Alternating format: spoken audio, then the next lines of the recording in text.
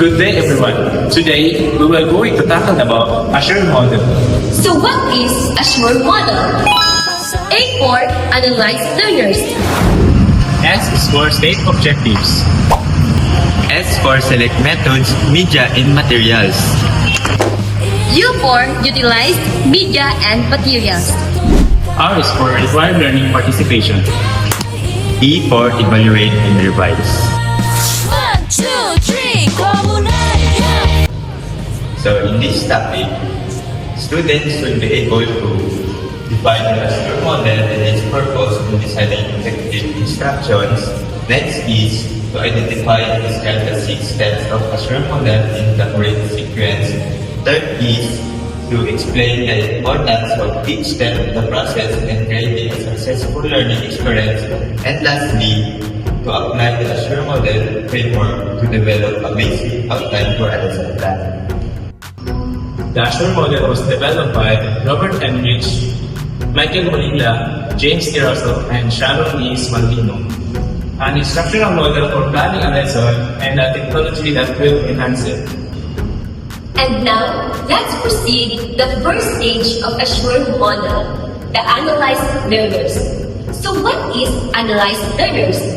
Analyze learners understand your students' backgrounds, age, skills, and learning styles. In learning styles, there are 3 components, which are visual, kinesthetic, and auditory learners. For examples, Anna can learn easily if she sees a lot of pictures or illustrations. The learning styles is visual learners because you can learn through seeing and observing. After this, the second stage in Azure model is state objectives. So, state objectives is the process is figuring out the goals that is a plan is trying to accomplish. It outlines the specific outcome that the pupils must achieve. In a way, the chosen strategies and medium will be determined by the objectives. The third stage of Azure model is the selecting the methods, media, and materials, which is the teachers make decisions about how to deliver the lesson and what tools or resources to use. The first is deciding on the appropriate method based on the objectives. So this is, you can start by asking what teaching method will be best for my learners achieve the lesson objectives. For example, if the goal is to develop problem-solving skills, a problem-based learning method may be better than a lecture. So second one is choosing a media format that is suitable for carrying out the method. So once you know the method, you choose the media format that can be best for it, or that can be best to support it. The last one is the selecting the specific materials within the media. So this is the final, or this is, you can choose the actual tools, programs, or resources. For example, if you choose a video as a multimedia or as a media format, you select a specific YouTube video or documentary, for the assistance of how you deliver the lesson. So if you choose interactive software, you will pick a particular app or program. If followed, the next stage in this model is the utilization of media and materials. So utilizing media and materials follows the steps summarized as the following P's. First is review the technology, media, and materials. In this, I'm going to give you an example. First things first is I need to grab my cell phone and to make sure the power button turns on and find the video if it is working properly and the sound is working.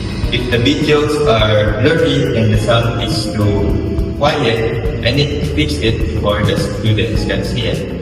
And lastly, I can make sure I know how to pause and play and the rewind button. That way, I am ready to explain when you are watching. The second one is prepare instructional materials.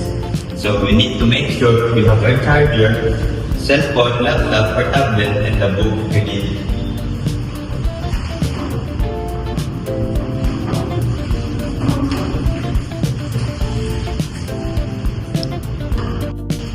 So the third one is prepare learning environment. As you can see, the room is so dim. So we need to make sure the light is turned on. Make the seats comfortable so students can sit comfortably and look for the surroundings if it is too noisy so that the students can learn without being distracted.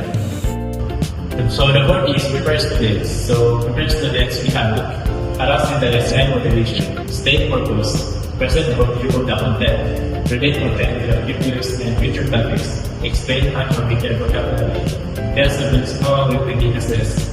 So we have this so that the teacher should capture students' attention. This can be done through questions, written examples, or activities that are connected to the topic.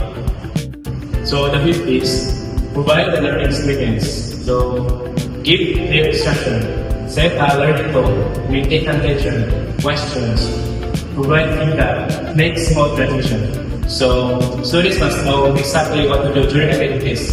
Instruction should be easy, simple, direct, and easy to follow to avoid confusion. The fifth stage is required learning participations. So this stage is ensuring that students actively participate in the learning process. This involves group discussion, hands-on activities, interactive Q&A, problem-solving tasks, and role-playing.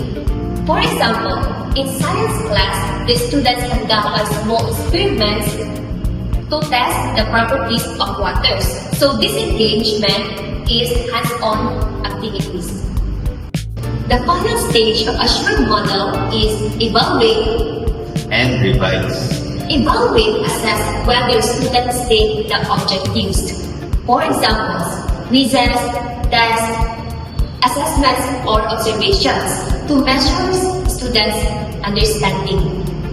And for revise, we need to make changes for improvement for the next lesson. Example is when a student is struggling, you need to give more instructions or simplify the instructions and give more examples.